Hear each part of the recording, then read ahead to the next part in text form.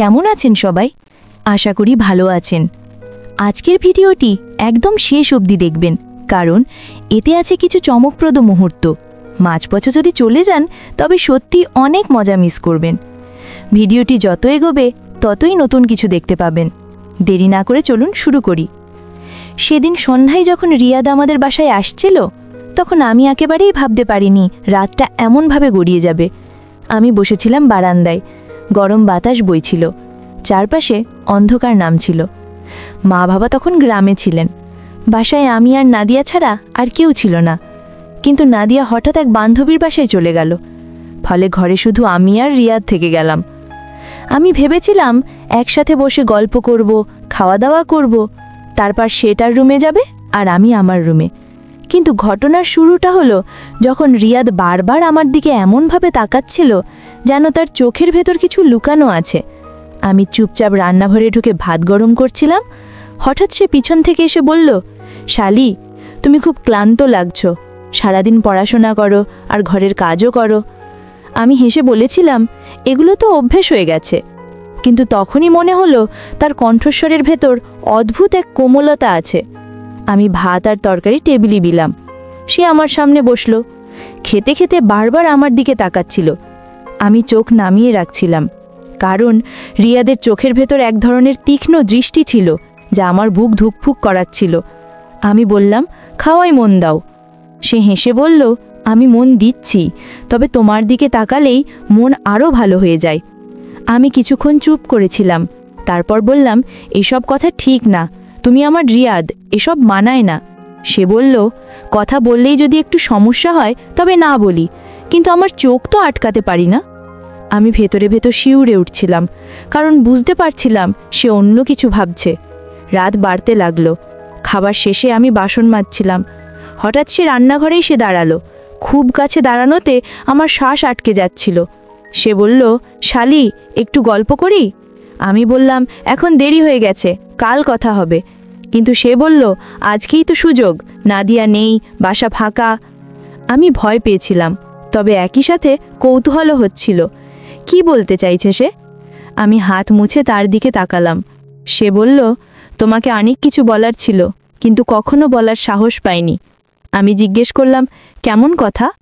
সে এক মুহূর্ত চুপ করে থেকে বলল, তোমার সাথে থাকলে মনে হয় আমি অন্য এক জগতে চলে যাই। আমি বললাম, এসব ভুল বোঝাবুঝি, তোমার এমন ভাবা উচিত না। সে বলল, আমি চেষ্টা করি, কিন্তু পারি না। তোমার হাসি, তোমার চোখ সব সময় আমাকে টানে। আমি আর কিছু বলতে পারছিলাম না। রান্নাঘর থেকে বেরিয়ে নিজের রুমে ঢুকে দরজা লাগিয়ে দিলাম। কিন্তু দরজার বাইরে দাঁড়িয়ে সে আবার বলল, শালি, আমি জানি তুমি রাগ করেছ, কিন্তু এটা আমার অনুভূতি। আমি সারাদিন চুপ থাকতে পারি, কিন্তু আজ রাতে নীরবতা আমাকে কিছু বলতে বাধ্য করছে। আমি বিছানায় বসে কাঁপছিলাম, একদিকে ভয় আর একদিকে অদ্ভুত অচেনা টান। বুঝতে পারছিলাম না কি করব। কিছুক্ষণ পর দরজায় নক হলো। সে বলল, শালি, দরজা খোলো। আমি ভেতর থেকে উত্তর দিলাম, এখন না, ঘুমোতে চাই। সে বলল, ঠিক আছে, কিন্তু মনে রেখো, আমি তোমাকে একদিনও উপেক্ষা করতে পারিনি। আমি চুপ করে কান পাতলাম। শুনলাম তার পায়ের শব্দ দূরে সরে যাচ্ছে, তবুও বুকের ভেতর ধুকপুকানি থামছিল না। আমি আলো নিভিয়ে অন্ধকারে বসেছিলাম। মনে হচ্ছিল এই রাতটা হয়তো আমার জীবনের মোড় ঘুরিয়ে দেবে, যদিও তখনও জানতাম না পরের ঘটনা আমাকে কতটা নাড়িয়ে দেবে। আমি শুধু ভাবছিলাম, এভাবে কি সম্পর্কের সীমা টিকে থাকবে নাকি ভেঙে যাবে। রাত তখন আরও গভীর হচ্ছিল। বাইরে ঝিঝি পোকা ডাকছিল। আমি জানতাম আমার ঘুম আসবে না, কারণ আমার ভেতরের অস্থিরতা প্রতিটা মুহূর্তে বাড়ছিল। রাত বাড়তে থাকলো। আমি শুয়ে থেকেও ঘুমোতে পারছিলাম না। বারবার মনে হচ্ছিল রিয়াদ ঠিক পাশের ঘরেই আছে, আর তার চোখের সেই অদ্ভুত দৃষ্টি আমার ভেতর কাঁপন ধরাচ্ছে। আমি বারবার নিজেকে বোঝাচ্ছিলাম আমি ভুল ভাবছি, কিন্তু মনে হচ্ছিল যেন দরজার ওপাশে তার উপস্থিতি টের পাচ্ছি। হঠাৎ করেই দরজা আস্তে খুলে গেল। আমি অবাক হয়ে উঠে বসলাম। রিয়াদ ভেতরে ঢুকে দরজা বন্ধ করে দিল। আমি কেঁপে উঠে বললাম, এটা কি করছো? সে শান্ত স্বরে বলল, ভয় পেও না, শুধু একটু কথা বলতে এসেছি। আমি রাগ দেখিয়ে বললাম, এসব সময় কথা বলার না, কাল সকালে বলো। সে ধীরে ধীরে এগিয়ে এসে বলল, শালি, আমি জানি তুমি আমাকে শুধু রিয়াদ হিসেবেই দেখো, কিন্তু আমি তোমাকে অন্য চোখে দেখি, অনেক দিন ধরে। আমি তখন ধম মেরে বসেছিলাম। ভেতরে ভেতরে ভয়ও পাচ্ছিলাম, আবার কৌতূহলও হচ্ছিল, কারণ তার চোখে যেটা দেখছিলাম সেটা ছিল অদ্ভুত রকমের সত্যি। আমি বললাম, এসব বলা উচিত নয়, আমাদের মধ্যে দূরত্ব থাকা দরকার। সে বলল, দূরত্ব যদি এত সহজে রাখা যেত তাহলে আমি রাখতাম, কিন্তু প্রতিবার তোমার সামনে দাঁড়ালে আমি নিজেকে সামলাতে পারি না। আমি বললাম, তুমি বুঝতে পারছো তো, তুমি যা বলছো সেটা ঠিক না, সমাজ, সম্পর্ক সব কিছু ভেঙে যাবে। সে বলল, আমি জানি, তবুও মনকে মানাতে পারছি না। তার কণ্ঠ এতটাই দৃঢ় ছিল যে আমি থেমে গেলাম। সে ধীরে ধীরে খাটের কাছে এসে বসল। আমি একটু সরতে চাইলাম, কিন্তু জায়গা পাচ্ছিলাম না। বুকের ভেতর তখন প্রচণ্ড ধুকপুকানি। সে বলল, তুমি চাইলে আমি আর কিচ্ছু বলবো না, কিন্তু সত্যিটা একবার জানতেই হতো। আমি বললাম, এখন দয়া করে বেরিয়ে যাও, আমি চাই না কোনো ভুল হোক। সে দীর্ঘশ্বাস ফেলে বলল, ঠিক আছে, তবে মনে রেখো, আমি শুধু তোমার কাছেই সত্যিকারের নিজের মতো থাকতে পারি, আমি কারো কাছে এমন সাহস পাই না। আমি চুপ করেছিলাম। আমার ভেতরে অদ্ভুত এক টানাপোড়েন চলছিল, একদিকে দায়িত্ববোধ, আরেকদিকে এক অচেনা অনুভূতি।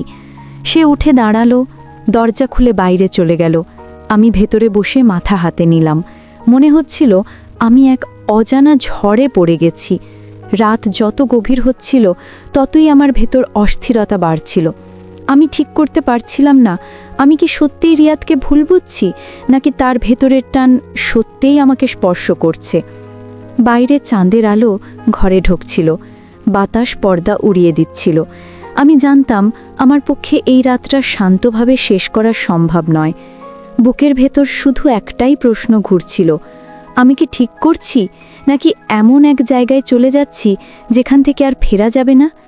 আমি ভেবেছিলাম রিয়াদ ঘরে ফিরে গেলে সব শান্ত হয়ে যাবে, কিন্তু সত্যি বলতে কিছুই শান্ত হলো না। বরং তার চলে যাওয়ার পরও তার গায়ের গন্ধ যেন ঘরে রয়ে গেল।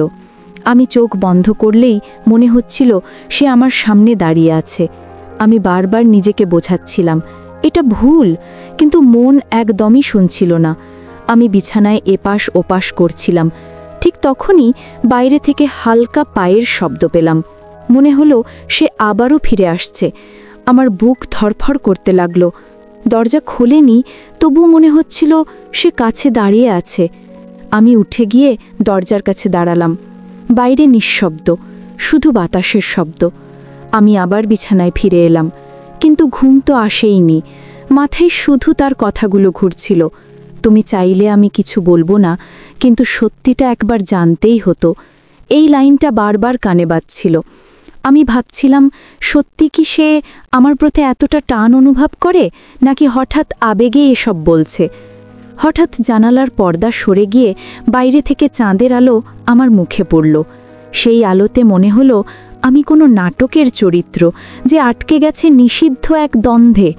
আমি মনে মনে প্রার্থনা করছিলাম রাত যেন দ্রুত কেটে যায়, কিন্তু প্রতিটা মিনিট যেন ঘন্টার মতো দীর্ঘ হয়ে যাচ্ছিল। হঠাৎ আমার ফোনে মেসেজ এলো। হাত কাঁপতে কাঁপতে ফোন হাতে নিলাম। দেখলাম রিয়াদ লিখেছে, যদি পারো একটু বারান্দায় আসো। আমি প্রথমে ভয়ে কেটে উঠলাম, তারপর নিজেকে সামলে ভাবলাম যাওয়া উচিত নয়, কিন্তু পা যেন নিজে থেকেই টানছিল। আমি আস্তে করে দরজা খুলে বারান্দায় গেলাম।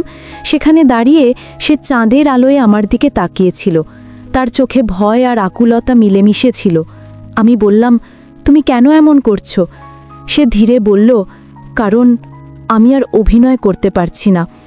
আমি ভাবলাম যদি এই মুহূর্তে আমি ফিরে যাই তবে হয়তো সব কিছু সহজ হয়ে যাবে, কিন্তু আমার ভেতরের কৌতূহল আমাকে থামিয়ে দিল। আমি দাঁড়িয়ে রইলাম। সে বলল, শালি, আমি জানি তুমি হয়তো আমাকে ঘৃণা করবে, কিন্তু তোমাকে ছাড়া আমার দিন কাটে না। আমি বললাম, এসব ভুল, তবু আমার বলা কেঁপে যাচ্ছিল। সে ধীরে ধীরে এগিয়ে এলো। আমি পিছিয়ে দেয়ালে ঠেকলাম। আমাদের মাঝে আর কোনো ফাঁক রইল না। আমি চোখ নামিয়ে ফেললাম। বুকের ভেতর কাঁপন থামছিল না। সেই মুহূর্তে মনে হচ্ছিল সীমারেখা একদম ভেঙে পড়েছে। আমি শুধু ফিসফিস করে বললাম, ফিরে যাও দয়া করে। সে কিছুক্ষণ থেমে আমার দিকে তাকিয়ে রইল। তারপর দীর্ঘশ্বাস ফেলে বলল, ঠিক আছে, তবে জেনে রাখো আজ তোমার চোখ আমাকে সব বলে দিয়েছে। আমি চমকে উঠলাম, কারণ সত্যি আমি চোখ নামালেও আমার ভেতরের দ্বন্দ্ব হয়তো তার চোখে ধরা পড়েছিল। সে ধীরে ধীরে সরে গেল। আমি আবার ঘরে ঢুকে দরজা বন্ধ করলাম, কিন্তু এবার ঘরের নিস্তব্ধতা আরও ভারী হয়ে এলো। মনে হচ্ছিল আমি শুধু একা নই, তার সাথে তার দৃষ্টি, তার কণ্ঠ, তার অদ্ভুত স্বীকারোক্তি আমাকে ঘিরে আছে, আর আমি কিছুতেই সেখান থেকে পালাতে পারছি না। সেই রাতের পর আমি ভেবেছিলাম সব কিছু হয়তো শেষ হয়ে গেছে, কিন্তু পরের দিন যখন সকালে ঘুম ভাঙল, তখনও মনে হচ্ছিল তার দৃষ্টি আমার চোখের ভেতর গেঁথে আছে। আমি আয়নার সামনে দাঁড়িয়ে নিজের মুখ দেখছিলাম। মনে হচ্ছিল আমি আর আগের আমি নেই।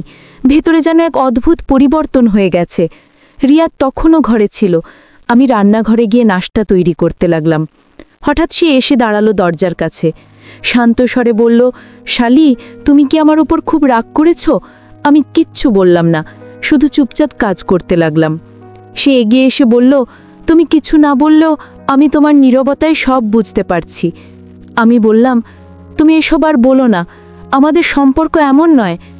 সে দীর্ঘশ্বাস ফেলে বলল, আমি জানি, কিন্তু হৃদয় কখনো সম্পর্কের নিয়ম মানে না। আমি মাথা নিচু করে বললাম, তুমি জানো না আমি কেমন অবস্থার ভেতর দিয়ে যাচ্ছি। সে বলল, জানি, আর সেজন্যই বারবার তোমার সামনে আসছি। আমি বললাম, তুমি কি বুঝতে পারছো এটা কত বড় ভুল? সে বলল, হ্যাঁ বুঝি, কিন্তু তবুও তোমার চোখ আমাকে থামতে দেয় না। আমি চুপ করে দাঁড়িয়ে রইলাম। রান্নাঘরের ভিতর নিস্তব্ধতা নেমে এলো, শুধু চুলার আগুনের শব্দ হচ্ছিল। আমি মনে মনে ভাবছিলাম, যদি সত্যিই আমি দৃঢ় হতে পারতাম, তবে হয়তো তাকে এভাবে আমার কাছে আসতে দিতাম না। কিন্তু কেন জানি না আমার পা শক্ত হচ্ছিল না। আমি একটু পর রান্না শেষ করে টেবিলে রাখলাম। সে আমার সামনে চেয়ারে বসল। দুজনেই নাস্তা করছিলাম, কিন্তু কথা হচ্ছিল না। হঠাৎ সে বলল, তুমি চাইলে আমি আর আসব না, কিন্তু প্রতিশ্রুতি দাও, একবার শুধু সত্যি করে আমার চোখের দিকে তাকাবে। আমি কেঁপে উঠে বললাম, কেন বারবার এমন কথা বলছো? সে বলল, কারণ আমি চাই তুমি নিজেই অনুভব করো তোমার ভেতরে কি চলছে। আমি কোনো উত্তর দিলাম না, শুধু মাথা নিচু করে খেয়ে যাচ্ছিলাম। কিন্তু সত্যি বলতে তার প্রতিটি কথা আমার ভেতর ঝড় তুলছিল। নাস্তা শেষে আমি নিজের রুমে চলে গেলাম। দরজা বন্ধ করে বিছানায় শুয়ে রইলাম। জানালার ফাঁক দিয়ে আলো ঢুকছিল। আমার চোখ বন্ধ হয়ে আসছিল, কিন্তু ঘুম আসছিল না। মাথার ভেতর শুধু সেই কথা ঘুরছিল, হৃদয় কখনো সম্পর্কের নিয়ম মানে না। আমি ভাবছিলাম, সত্যি কি আমি তাকে অন্যভাবে দেখতে শুরু করেছি, নাকি এটা শুধু এক রাতের বিভ্রম? কিন্তু যতই অস্বীকার করি, মনে হচ্ছিল আমি আস্তে আস্তে তার টানে ভেসে যাচ্ছি। সন্ধ্যায় আবার দেখা হলো। আমি বসেছিলাম বারান্দায়। সে এসে পাশে বসল। কিছুক্ষণ চুপ থেকে বলল, শালি, আমি জানি তুমি কিছু বলবে না, কিন্তু তোমার নীরবতা আমাকে ভেতর থেকে ভেঙে দিচ্ছে। আমি তার দিকে তাকালাম না, শুধু বললাম, চুপ করে থাকো। সে হাসল, বলল, তুমি যতই চুপ করো, ততই আমি তোমার কাছ থেকে শব্দ শুনতে চাই। আমি আর সহ্য করতে পারছিলাম না। উঠে দাঁড়িয়ে বললাম, আমার আর ভালো লাগছে না। সে হাত বাড়িয়ে বলল, থাকো, আমি কিছুই করব না, শুধু বসো। আমি থেমে গেলাম, আবার বসে পড়লাম, কারণ সত্যি আমার পক্ষে সরে যাওয়া কঠিন হয়ে যাচ্ছিল। আমি বুঝতে পারছিলাম এই টানাপোড়েনের শেষ কোথায় জানি না, কিন্তু প্রতিটি মুহূর্তে আমি সীমারেখা থেকে সরে আসছিলাম, আর হয়তো একদিন আমি আর ফিরতে পারবো না। সেই সন্ধ্যায় যখন আমি বারান্দায় বসেছিলাম, তখন বাতাসে এক ধরনের অদ্ভুত ভারী গন্ধ ছিল। মনে হচ্ছিল চারপাশের নীরবতা আমার বুকের ভেতরের অস্থিরতার মতোই জমাট বেঁধে আছে। রিয়াদ এসে পাশে দাঁড়াতেই আমি টের পেলাম তার উপস্থিতি আমার শরীর কাঁপিয়ে দিচ্ছে। আমি চোখ ফিরিয়ে রাখতে চাইলাম, কিন্তু পারলাম না। সে শান্ত কণ্ঠে বলল, শালি, তুমি যদি সত্যি মনে করো আমি ভুল করছি, তবে আমাকে থামাও, আমি আর কিছু বলবো না। আমি কিছুক্ষণ চুপ করে থেকে বললাম, তুমি কেন বারবার আমাকে এমন অবস্থায় ফেলছো?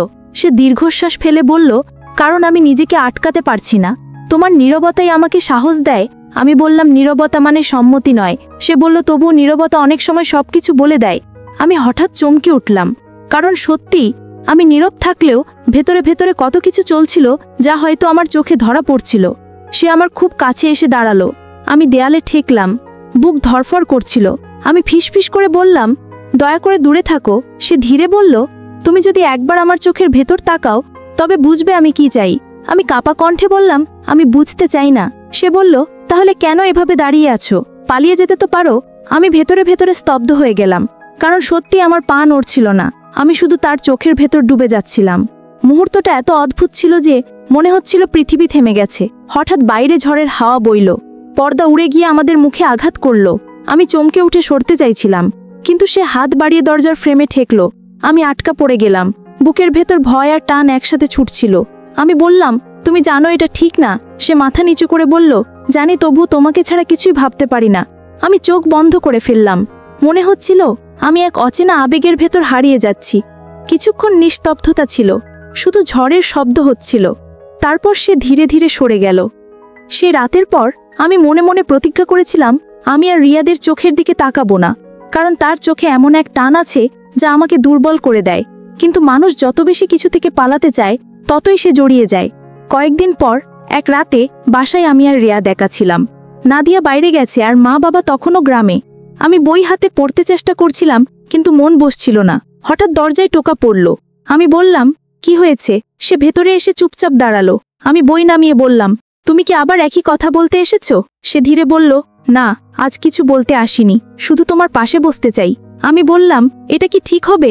সে মৃদু হেসে বলল, ঠিক ভুলের হিসাব করলে হয়তো কিছুই বাকি থাকবে না। আমি শুধু চাই তুমি জানো আমি কেমন অনুভব করি। আমি চুপ করে রইলাম। সে আমার বিছানার পাশে বসলো। আমরা দুজনেই কিছু বলছিলাম না। ঘরের ভেতর নিস্তব্ধতা জমে উঠছিল। হঠাৎ সে বলল, শালি, তুমি কি সত্যি একবারও আমাকে ভিন্নভাবে দেখোনি? আমি কেঁপে উঠলাম, কারণ এই প্রশ্নটা আমার ভেতরের সত্যিকে নাড়িয়ে দিল। আমি ধীরে বললাম, আমি জানি না, হয়তো দেখেছি, হয়তো না। সে হাসল, বলল, তাহলে তুমি আর আমার মধ্যে পার্থক্য কম। আমি মাথা নিচু করে নীরব থাকলাম। কিছুক্ষণ পর সে বলল, তুমি যদি চাও আমি এখানেই থেমে যাব। আমি তার দিকে তাকালাম। দেখলাম তার চোখে ভয়ের সাথে সাথে এক অদ্ভুত কোমলতা। আমি বললাম, থামা যদি এত সহজ হতো তবে ভালো হতো। সে কাছে ঝুঁকে বলল, তাহলে তুমিও আমার মতোই আটকে গেছো।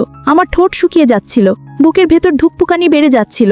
আমি ফিসফিস করে বললাম, তুমি জানো এটা আমাদের কারোর জন্যই সহজ নয়। সে বলল, সহজ না বলেই তো সত্যি। আমি চোখ বন্ধ করে ফেললাম। মনে হচ্ছিল আমি নিজেকে হারিয়ে ফেলছি, কিন্তু একই সাথে অদ্ভুতভাবে মুক্ত হচ্ছি। মুহূর্তটা যেন আমাদের দুজনকে বেঁধে ফেলল। তারপর হঠাৎ সে উঠে দাঁড়ালো, দরজার কাছে গিয়ে বলল, আমি প্রতিশ্রুতি দিচ্ছি তোমাকে কখনো কষ্ট দেব না, কিন্তু এই সত্যিটা আজীবন আমার ভেতর থাকবে। আমি স্তব্ধ হয়ে রইলাম। মনে হচ্ছিল আমার ভেতর ভাঙন ধরল, আবার গড়ে উঠল। সে বেরিয়ে গেল। দরজা আস্তে বন্ধ হয়ে গেল। আমি বিছানায় বসে ভাবছিলাম, আমি কি সত্যি ভুল করছি, নাকি এমন এক অনুভূতির কাছে হার মানছি যেটা থামানো সম্ভব নয়। জানালার ফাঁক দিয়ে যাদের আলো আমার মুখে পড়ছিল, আমি বুঝতে পারছিলাম আমার জীবন আর আগের মতো থাকবে না, কারণ একবার যে সীমারেখা ভাঙে তার ভেতরে আর পুরনো নিয়ম মানতে ইচ্ছে করে না। সেই দিন থেকে প্রতিটা রাত আমার জন্য নতুন এক দ্বন্দ্ব হয়ে উঠল। আমি ভেবেছিলাম সময় সব মুছে দেবে, কিন্তু আসলে সময় সেই মুহূর্তগুলোকে আরো গভীর করে দিল। বন্ধুরা, এই ছিল আজকের গল্প। প্রতিদিন এরকম গল্প পেতে চ্যানেলটি সাবস্ক্রাইব করে আমাদের সাথেই থাকুন।